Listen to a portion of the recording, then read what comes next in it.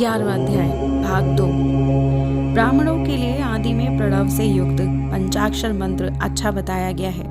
फल की प्राप्ति के लिए दीक्षा पूर्वक गुरु से मंत्र ग्रहण करना चाहिए। कलश से किया हुआ स्नान, मंत्र की दीक्षा, मार्तकाओं का न्यास, सत्य से पवित्र अंतकरण वाला ब्राह्मण तथा ज्ञानी पुरुष, इन सबको उत्तम माना गया है। ऋजुओं के लिए नमः शिवाय के उच्चारण का विधान है। ऋजुएतरों के लिए अंत में नम पद के प्रयोग की विधि है, अर्थात वे शिवाय नमः इस मंत्र का उच्चारण करें। स्त्रियों के लिए भी कहीं कहीं विधि पूर्वक अंत में नमः जोड़कर उच्चारण का ही विधान है, अर्थात कोई कोई ऋषि ब्राह्मण की स्त्रियों के लिए नमः पूर्वक शिवाय के जप की अनुमति देते हैं, अर्थात वे नमः शिवाय का जप करें। पंचाक्षर मंत्र का 5 करोड़ जप करने के मनुष्य भगवान सदाशिव के समान हो जाता है। 1, 2, 3 अथवा 4 करोड़ का जप करने से क्रमशः ब्रह्मा, विष्णु, रुद्र तथा महेश्वर का पद प्राप्त होता है। अथवा मंत्र में जितने अक्षर हैं उनका पृथक पृथक 1-1 लाख जप करें, अथवा समस्त अक्षरों का एक साथ ही जितने अक्षर हो उतने लाख जप करें। इस तरह के आपको शिव पद की प्राप्ति कराने वाला समझना चाहिए। यदि 1000 दिनों में प्रतिदिन 1 सहस्त्र जप के कर्म से पंचाक्षर मंत्र का 10 लाख जप पूरा कर लिया जाए और प्रतिदिन ब्राह्मण भोजन कराया जाए तो उस मंत्र से अभीष्ट कार्य की सिद्धि होती है। मंत्राक्षरों का इतने धीमे स्वर में उच्चारण करें कि उसे दूसरा कोई ना सुन सके।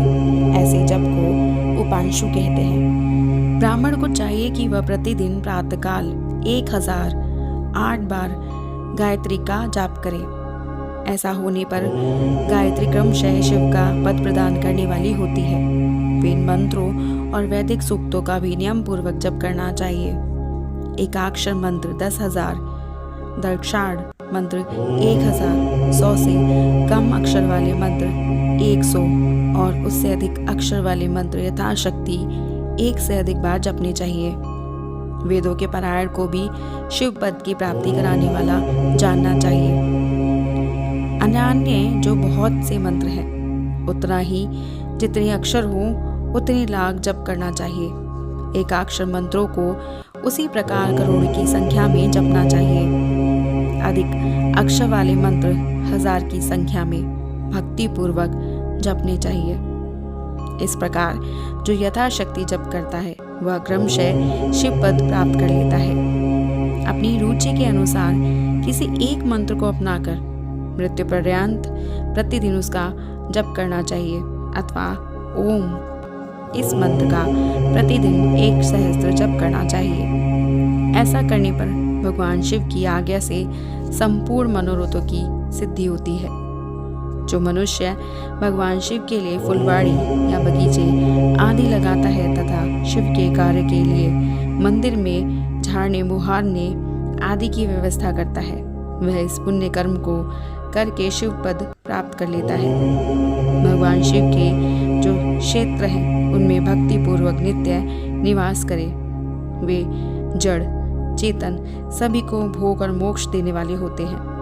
अतः विद्वान पुरुष को भगवान शिव के क्षेत्र में मृत्यु पर्यंत निवास करना चाहिए।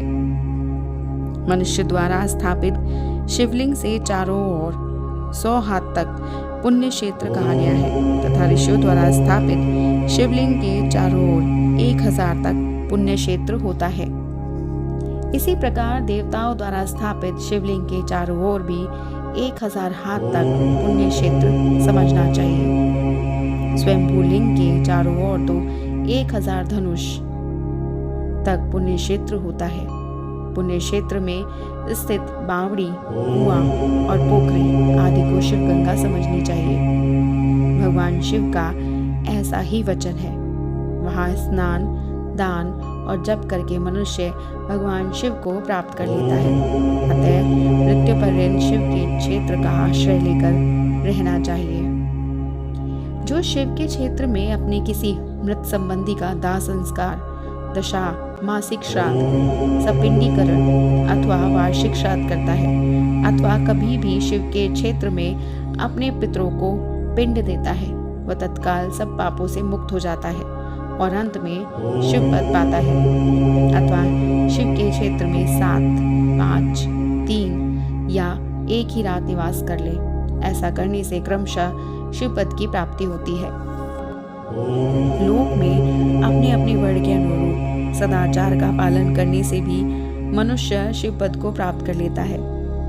वर्णानुकूल आचरण से तथा भक्ति भाव से वह अपने सत्कर्म का अतिशय फल पाता है। कामना पूर्वक किए हुए अपने कर्म के अभीष्ट फल को शीघ्र ही पा लेता है। निष्काम भाव से किया हुआ सारा कर्म साक्षात शिवपद की प्राप्ति कराने वाला होता है। दिन के 3 भाग होते हैं, प्रातः, मध्याह्न और सायं। इन तीनों में क्रमशः एक एक प्रकार के कर्म का संपादन किया जाता है। प्रातःकाल को शास्त्र विहित नित्य कर्म के अनुष्ठान का समय जानना चाहिए। मध्याह्न काल सकाम कर्म के लिए उपयोगी है तथा सायकाल शांति कर्म के लिए उपयुक्त है, ऐसा जानना चाहिए। इसी प्रकार रात्रि में भी समय का विभाजन किया गया है।